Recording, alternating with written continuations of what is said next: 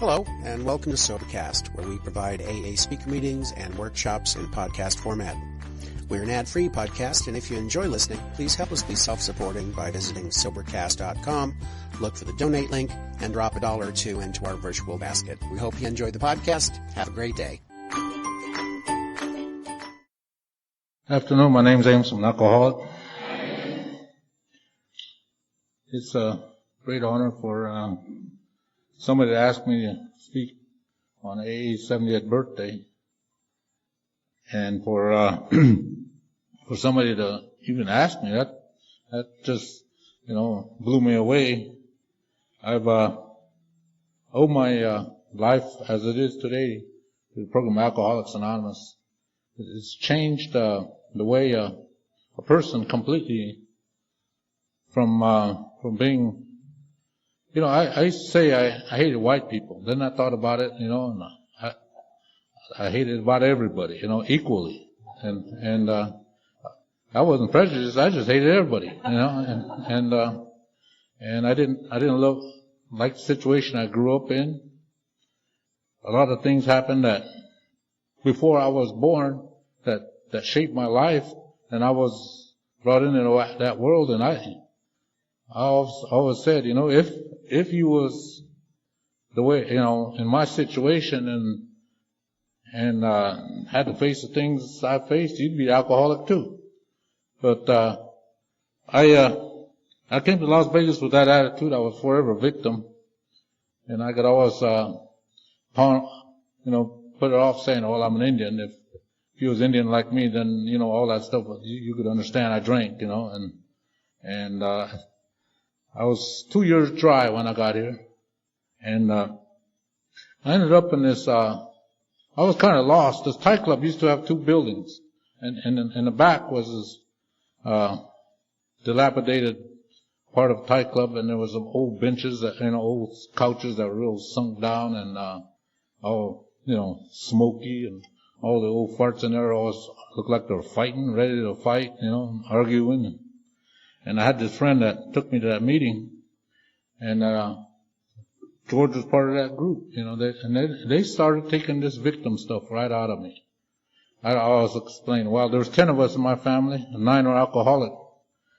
The one that didn't drink should be drinking, and they'd say, well, what about the one that didn't drink? Did she ever go to jail? And I said, no. In fact, I said, she finished college and she's working for IBM. So she's never drank and she's never gone to jail. Never done the stuff you've done. The nope, they said, well, then not all Indians are alcoholics. And then they said, Amos, what, you're dying from alcoholism. You're not dying from Indianism. And they started taking the victimization out of me. And I didn't like that. I get a lot of mileage out of being a victim, I could get away with stuff, But what these guys done is they started just making me a little bit more honest, making me a little bit more responsible for my actions, a little bit more responsible for going to work on time, doing the things I got to do, like pay my rent, and I'd come in with these all kinds of stories, and they'd laugh and say, you know what, you could tell it to somebody else, but you ain't going to tell that to us, We know you too good. So that started to change in me. I was full of fear. I was full of hatred. I was full of anger. And I was, scared most of the time of things I couldn't do anything about. What these guys done to me is that they introduced me to the program Alcoholics Anonymous and started doing the steps. And they started the process of learning there's a higher power in my life, and that if I learn to do the right things and learn to trust in Him, things will work out. And then it's been a long process. I've learned how to get a life as a result of these guys. My life was beer joints and back alleys and blood banks and day labor and jail and anything between that, And through these guys, they started started the process of making me a more responsible person. Not necessarily a better person, That comes with time. Now I'll kind of give you where I came from. I came from the Pine Ridge Indian Reservation. It's in the southwest corner of South Dakota. And growing up there, I didn't know it was such a horrible place, because it was just normal. Everybody drank on any weekend. It was not safe to be around my house or anywhere near the vicinity. I'm the sixth brother. There's 5 older brothers than me, and they're all bigger than me and meaner. Because I learned how to run quickly, when I was a kid. I learned to hide and I learned to duck. And one of my brother's biggest recreation was cleaning out a bar on the weekend. That's what he liked to do for fun. And my dad was alcoholic. My mom. The only one that didn't drink that I know was my sister and my grandma. And my grandma was one of probably the cornerstones of my life. We didn't know how old grandma was. You'd say, "Grandma, how old are you?" She'd say 89.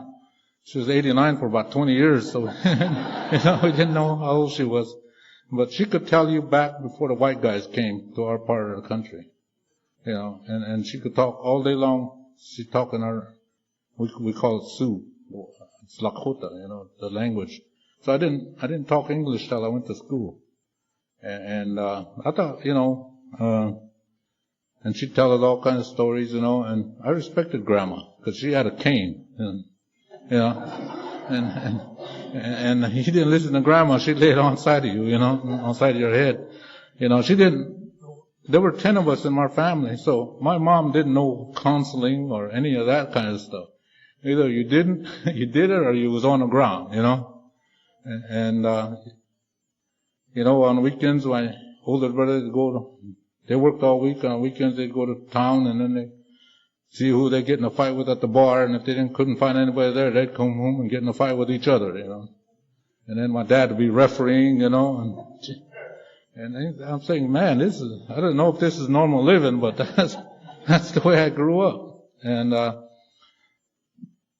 it was okay. I don't know if it was okay or not, but I was, the U.S. government formed this branch of government called the Bureau of Indian Affairs. And their job was to make us white guys, to assimilate us into society. And the BIA, we call it Boss Indians Around, And their job was to make you a white guy. How could you do that, Hundreds of years of culture and everything like that. You're supposed to become a white guy within about 2 or 3 weeks, How that could happen. They take you to, I went to this boarding school. I just turned 6 years old. And they said, okay, first of all, they lined us up just like a boot camp. Took your clothes away from you, shaved your bald, and then, assigned you numbers and gave you beds, and then the first thing they say is, well, you can't talk your language anymore. You got to learn how to speak English. And then you get punished pretty bad for speaking your language. And then next thing they did is, okay, whatever beliefs you had, you don't got them anymore. They all lined us all up like in a row. They said, you guys are Episcopals and you guys are Catholics. I thought, what the hell Episcopal is, but it was bad, 'Cause I was gonna go someplace for being a human being, Someplace hot, someplace horrible. And I'm a boy. I got thoughts, okay, And then I'm supposed to go to someplace I couldn't even understand what this thing is. But every weekend they make us get in these suits and they march us down to this church and then tell us about how we're going to go to this burning inferno, for things we didn't even know we'd done. And then go back and then they tell us, your culture's no good. Your language is no good. You're going to have to learn this English language. You're going to have to learn to work. You're going to have to do all this stuff. And you're supposed to accomplish that. And then when you get out of there, you're supposed to go out there in society and then start being a productive human being, right? Well, it don't work. First of all, when they start doing that stuff to you, you start getting what you call self-loathing. You start getting what you call low self-esteem. You start hating yourself for who you are. And you got nothing to do with this stuff. And it prepared me to a life of an alcoholic, because I had no higher power. I had nobody to turn to when I get through these situations where most normally say, okay, it's God's will. Me, I'll say it's the damn Christopher Columbus should have never got lost, or it's the U.S. government, or the Bureau of Indian Affairs, or the cops, I never knew that my actions would get me in these situations. And, I ended up, I finished that boarding school. I graduated high school, and I barely graduated the last 2 years. I barely did the last 2 years, because by that time my mom passed away, and I didn't have nowhere to go during the week. During the school. So I'd go back to the boarding school and hang out just because I had nowhere to go. And so I graduated, and then what do you think I did when I graduated? I was drinking hard by then. So a few of my brothers lived in Denver, and they were on their way down, and they drank at a place called Larimer Street. And I went down, I was 19 years old when I was down Larimer Street. I loved it down there. This is just a free-for-all, 24 hours a day. And I did, because it still worked for me at times, the alcohol. It still worked for me. It still took away the situations I was in. It took away reality for a time being. And I was down there off and on the streets like that, and for the next 10 years. I got all kinds of scars, and, I'm lucky I'm alive, And, in that time I went I went down to California, then I went to Phoenix, I went to Albuquerque, I went back to Denver. All in that situation. Always in the same situation. Always like 2 notches above the street. Always like having a couple, 2, 3 warrants over my head. Always looking over my shoulder. Cops are looking for me. I went to one of these big shot AA meetings one time. They asked this question. The question is, when do you think you got to move, right? I said, that's easy. When you got more warrants than you could pay, That's when you move, And I just lived that way. I didn't know that there was another way of living. I didn't know. My whole family were alcoholics. Everywhere I went, there was an alcoholic. And when there's a situation, I settled it the way I was doing. I either ran, I got drunk, and I always ended up in trouble. And I wish I could tell you different, but that's the way I grew up. A lot of my people grew up that way. On the Pine Ridge Indian Reservation, the average age, the age that the people live is like 40 years old. That's the longest they're going to live. And most of that's going to be in misery. And it's one of the biggest ghettos you ever seen. It's like 100 miles, 150 miles long. And most people die by the time they're in their 30s because of this disease, car accidents, death, shootings, knifings, freezing to death. Most of the guys I went to high school with are dead. And, I'm 51 now. I go back, they call me an elder. And that's kind of bad, because then I'm only 51 and most people don't make it my age. That's a bad disease. It'll kill most of my people. And I'm really fortunate that I ended up where I did in Alcoholics Anonymous. And then, I ended up standing on a street corner.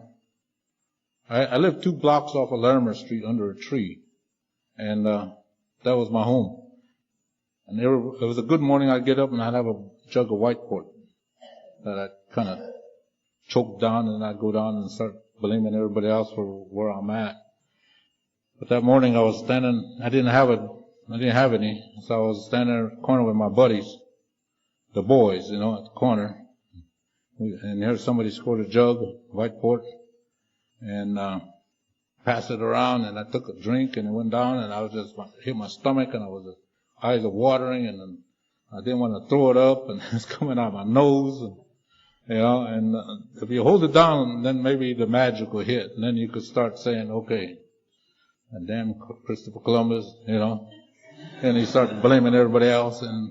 But that morning it did stay down, but I was tired. I started looking around, started seeing, I've been doing this stuff all my life, and I'm tired and I'm sick and I don't want to do this anymore, in Alcoholics Anonymous, they say there's a higher power and he intervenes, in people. And in the big book it says about this Eskimo who's going to show up.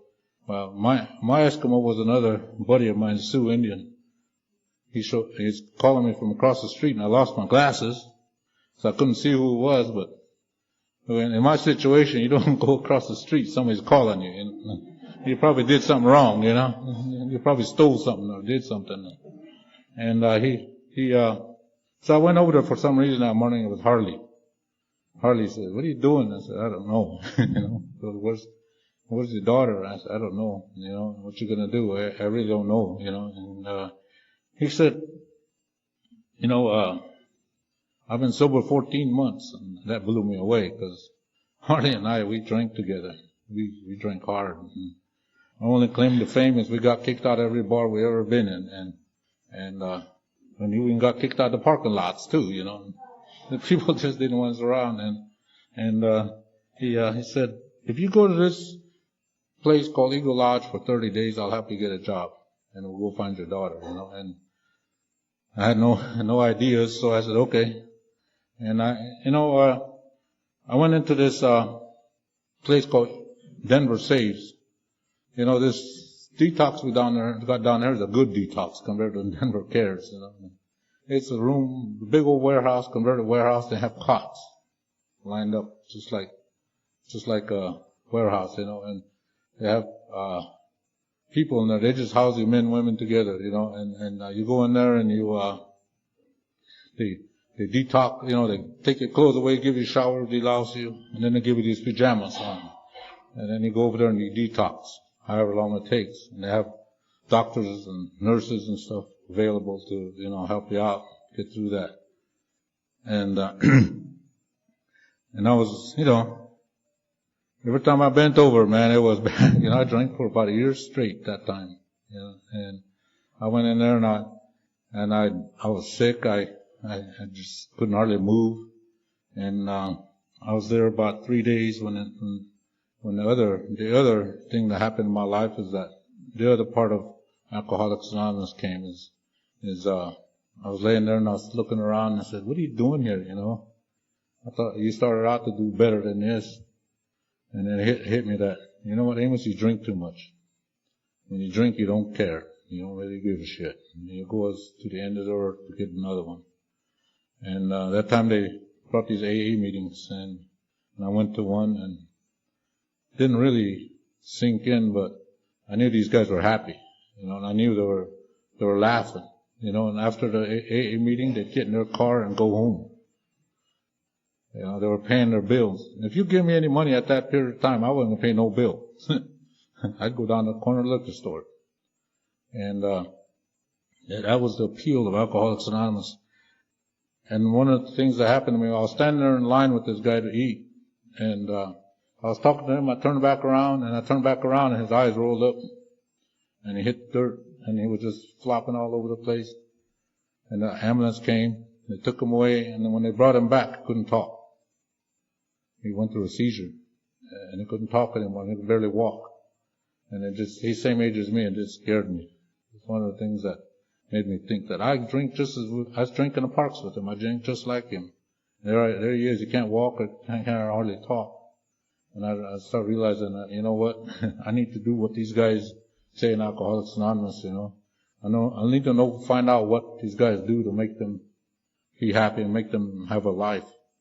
So, from there I went to the Eagle Lodge Alcohol Treatment Center, and, and I'm real prejudiced. I've worked hard on this for a lot of years, and one of my best friends sitting out there is a cowboy, Indian hugging a cowboy. That's good. But every time I go to an AA meeting, I'm the only Indian there, right? And so I'm always, okay, there's my excuse, AA is for white guys only. So I said, well, there's my excuse. And so there I was thumbing through the book. They have this book, right? I was thumbing through it, and then I opened to this chapter called Join the Tribe, in 3rd edition. And there it says that there's a guy named Maynard. He was in there. And then just hit me, and I said, you know what? If he's in there and he could do this, I can try it too. And he says, just keep it real simple. He says, if Indians get crazy when drunk, join the tribe. I'm sure all of us got crazy when they got drunk, and so, so I started going to AA. And then, some people, care about us people. One of them was my counselor, and she talked to me for a long time. She said, you seem to be a pretty intelligent guy, Amos. I said, yeah, but I keep messing up. Every time I almost finish something, every time I'm close to doing something, I get drunk. And I had such low self-esteem, She said to me, you're not a bad guy, Amos. And that's the first time in my life somebody told me I'm not a bad guy. My jaw dropped down to my chin, and he says, you're an alcoholic. You got a disease. But you can pretty much do what it takes in this world to go look for your daughter and finish school and do all that stuff you want to do. If you don't take a drink and you go to work and you do the things that you got to do. So they talked me into going back to college. And I'm 30 years old, and I went back to college, and I was the oldest one in my class, and they call me Pops, but I said, man, ain't nobody had a second chance like me. For all the years I've been on the streets, and I had a chance to go back to college. I went back, and I used to be really good in the classroom when I was paying attention, but I went back to school. I couldn't read anymore, and I had a hard time with comprehension. All those blows to the head and all the drinking and all the stuff that I had done, I couldn't retain stuff. So what I did was I stayed up all night. I still have a hard time sleeping. I only sleep 3 or 4 hours a night. But I stayed up all night, and I studied and restudied and wrote it down, redid it over and over again. And I didn't have any money because I messed up the tribal funding more than once. So I used to, a couple times a week, I'd go down to this place called the Plasma. So my first semester, when I went back to school, I sold my plasma twice a week. I get my shampoo, my toothbrush, and all that stuff. But towards the end of the first semester, I started comprehending a little bit. But then the grades came out, and I made the president's list. I was staying up all night, and then they did a couple more times, and when I was ready to graduate, this is how I ended up in Vegas. I applied to these companies like IBM and all these other fancy companies, and they'd look at my resume and then call up and look at my jail record, and they'd say, okay, thanks for your interest, and then they kind of forget about me, I must have put over 100 applications, and I got turned down every time. And I was ready to go back to Denver, and I know I could work on TVs. So I went back to school for electronics technician, and just before I was going to go back, my instructor said, there's somebody coming from Vegas, and I want you to go talk to him for me. And I said, well, he really treated me good, this instructor, he treated me like a human being, so I thought, well, okay, I'll just do it for him, And I was just going to go with just regular t-shirt and stuff on, that's how I dress normally. And they said, no, Amos, my roommates got together and put a suit together for me. I guess that's the first time I wore a suit in most of my life. And I went to the interview, and they had a big old long line of people. These guys were all Air Force vets and you name it. And I was like the second guy there because I'd never hardly sleep. Those sprinklers come on early. You're living in the parks, and that's how I was like the second guy there, And so this guy went, and then I went.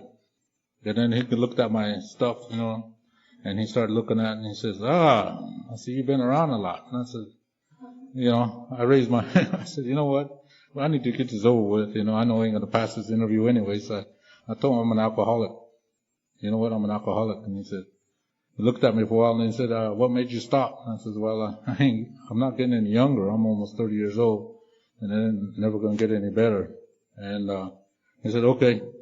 So how long has it been? Almost a couple of years now. And he said, okay. And then he started asking me for the technical questions and I passed them. And then he said, okay, thanks. So I went out of there and I said, no, I ain't going to get this. And just like 2 months before I graduated, so I was making plans going back up to Denver. And here, 4 days later, this guy called back and wanted more information on me. He said, I'm going to send you a pack to fill out so we can consider your application, right? So they sent me a packet and it was this thick. It's about an inch thick, you know. And they said, where have you been in the last 15 years? That's one of the hardest things I've ever done in my life. Trying to figure out where I've been in the last 15 years, you know. And then it says, list all the jobs you've had in the last 15 years. I said, okay, well, let's see. I've been self-employed a lot, you know.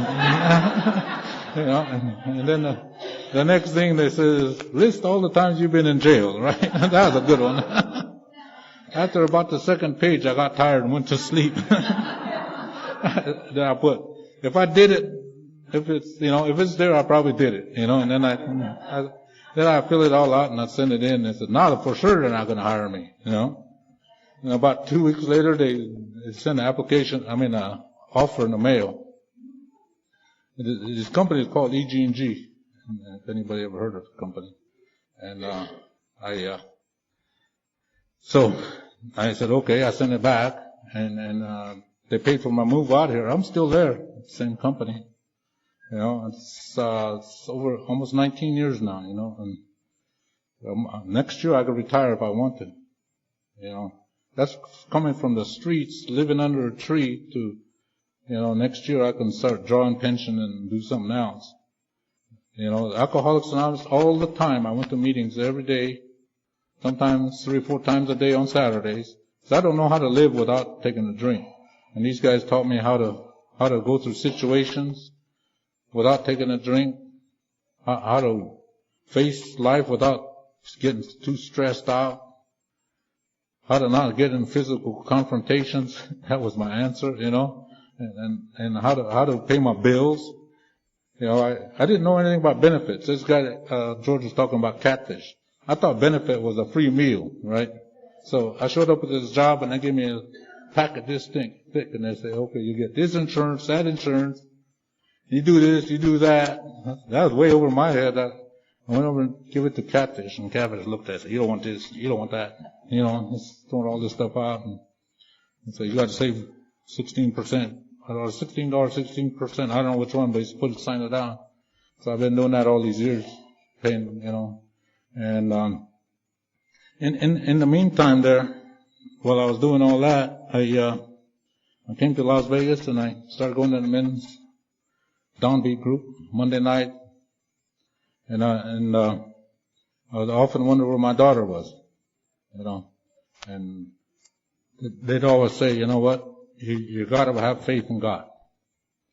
She'll show up when the time is right. So it took me like 5 years after I sobered up, and I finally found her. She was living in Winslow, and like when I found her, she didn't know who I was.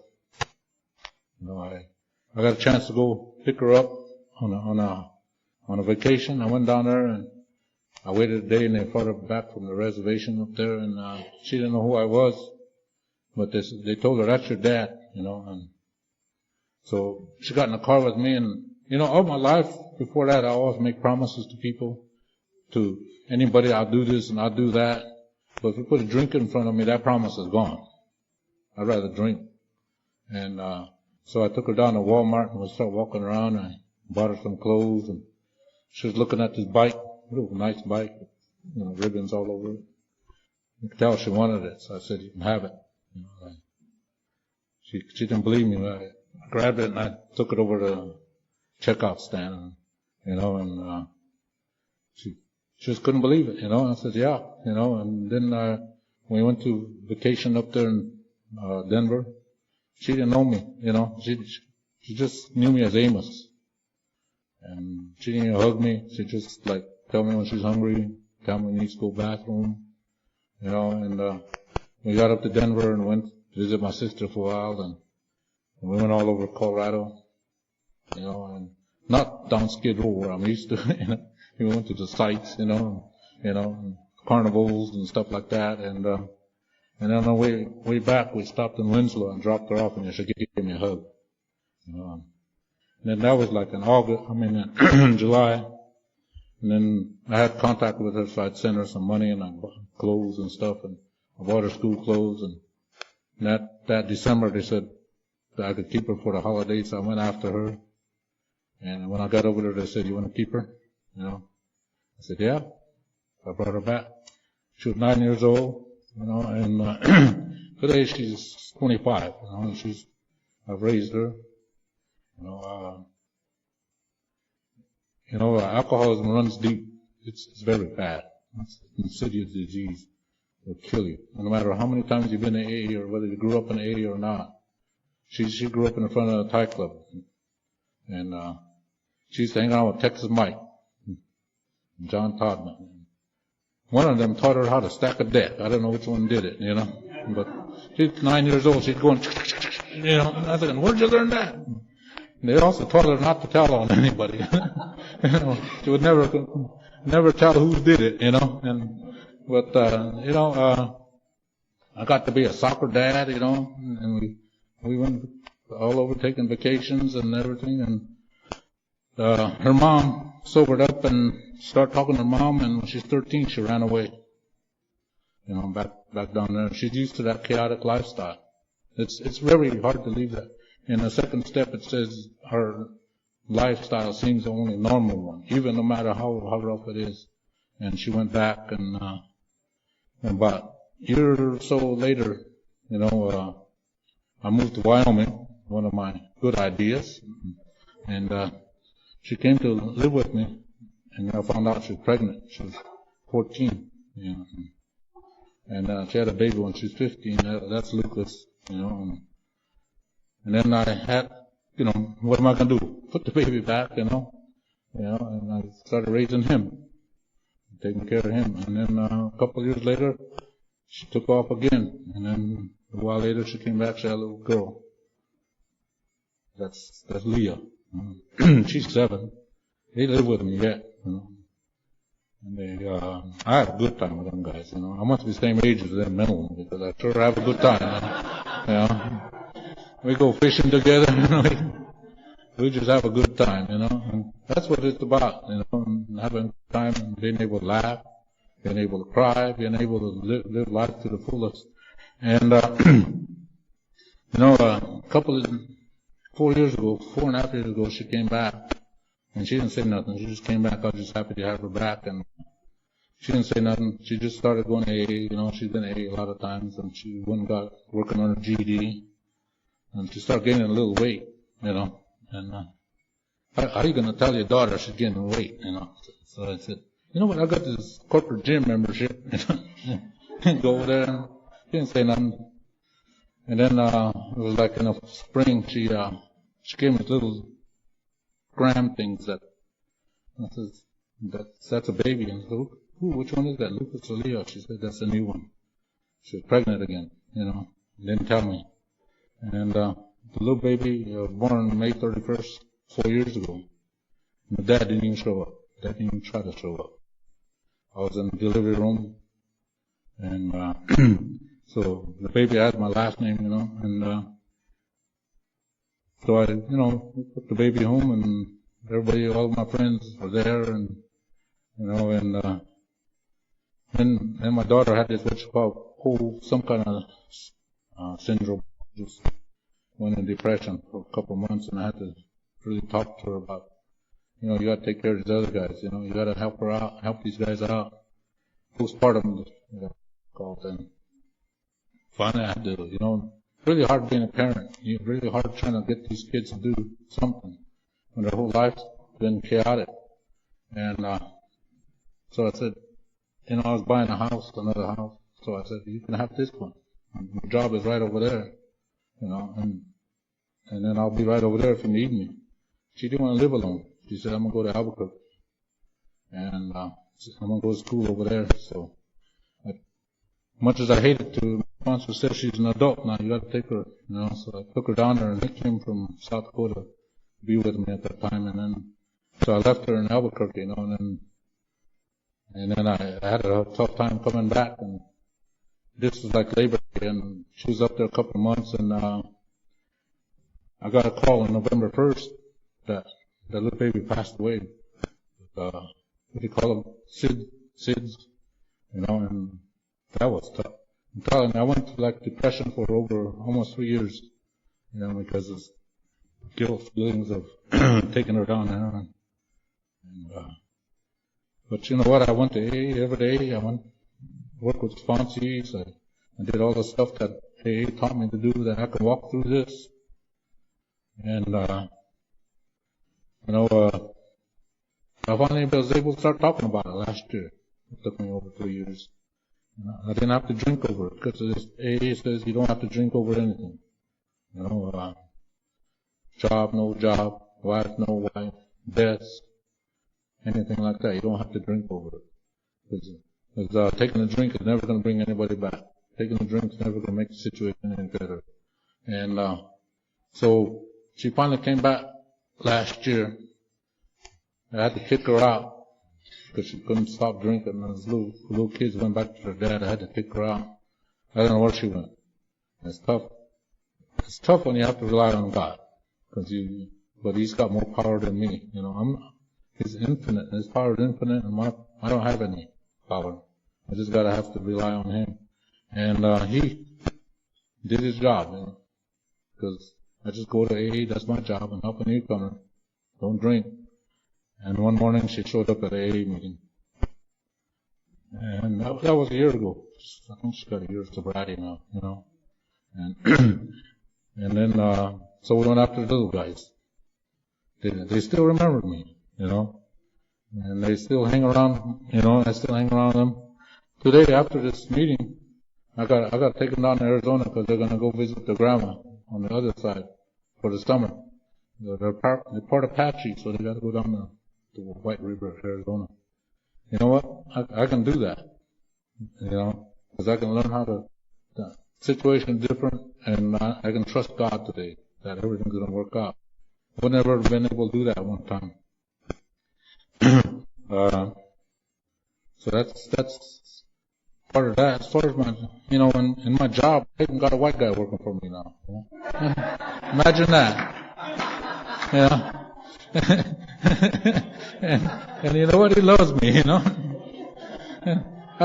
Every time I'm gonna do something, boy, he runs all over trying to get it for me, you know. And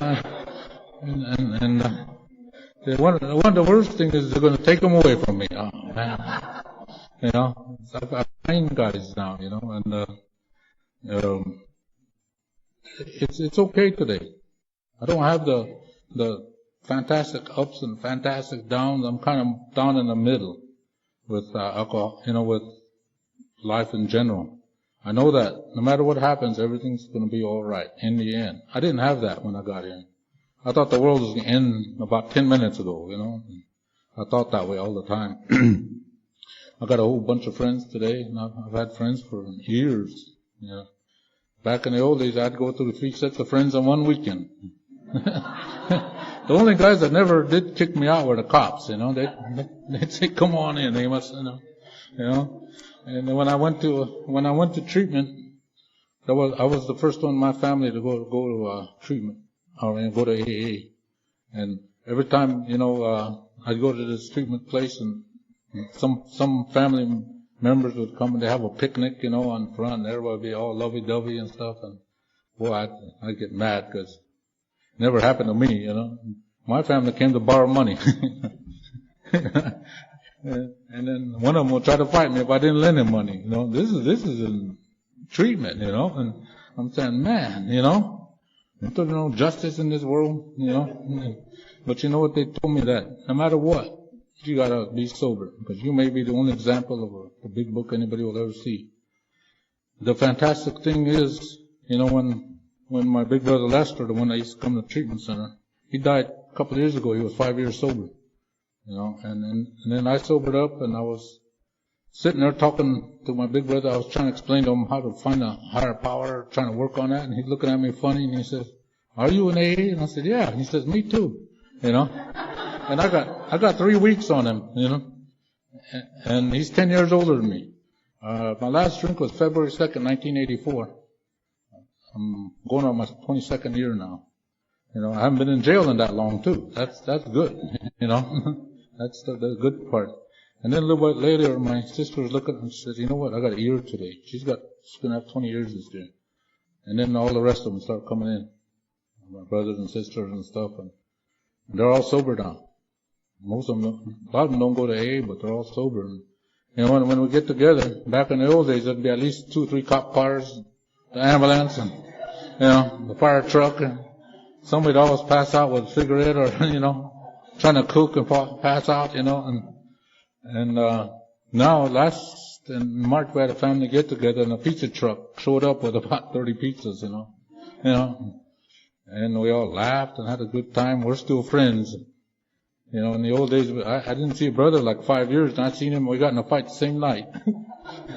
Something happened 10 years ago, 20 years ago when we was kids. I remember that, And then we got into that over that, Ain't all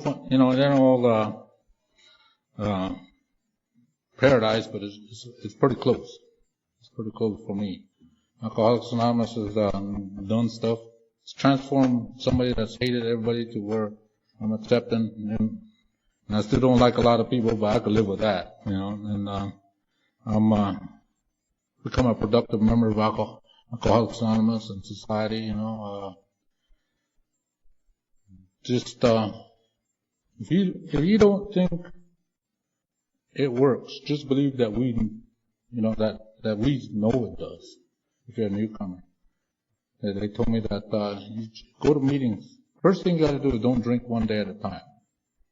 Okay, and then go to meetings, get a sponsor, get that book. So it's this one. It's the least read book around. No. Anyway, and then work with a newcomer. And you do those things on a daily basis, and your life will turn around. I've had a lot of friends that passed on in Alcoholics Anonymous. I've lost 3 sponsors, passed away. I'm my 4th sponsor now, and George has been my friend all this time, and he's always supported me. And we buried one of our good buddies last spring, Catfish.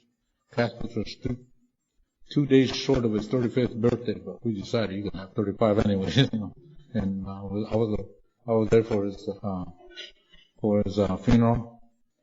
I felt honored to be invited by his family. One of my sponsors passed away in Hawaii. But, those guys showed me courage because they went through real bad stuff, but they never complained. I was always grateful that they were members of Alcoholics Anonymous. And they was always able to talk to me and always want to help me out if I needed something. And that's what these elders taught me. In my tribe, we got people that I'm one of them now, I guess, elders that got good advice. In AA, we got the old timers, and they showed the way for us to live sober and have a happy, productive life. I generally go to the Thai club. It's my hangout. And you can find me there sometime during the week. Yeah, I try to live honestly. I'm down to 3 lies a day. If we believe that, I got bridges, Sally. And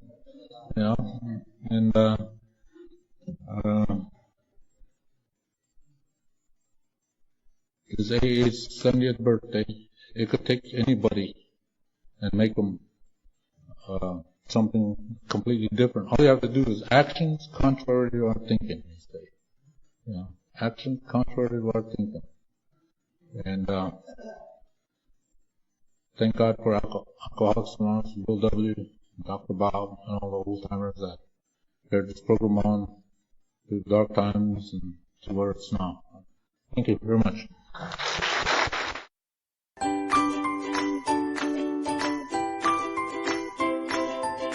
Thanks for listening. I hope you enjoyed the podcast. Sobercast is ad-free, and we'd like your help in order to keep it that way. So if you'd like to help us be self-supporting by pledging $1 or $2 a month, visit Sobercast.com and look for the donate links. Thank you very much.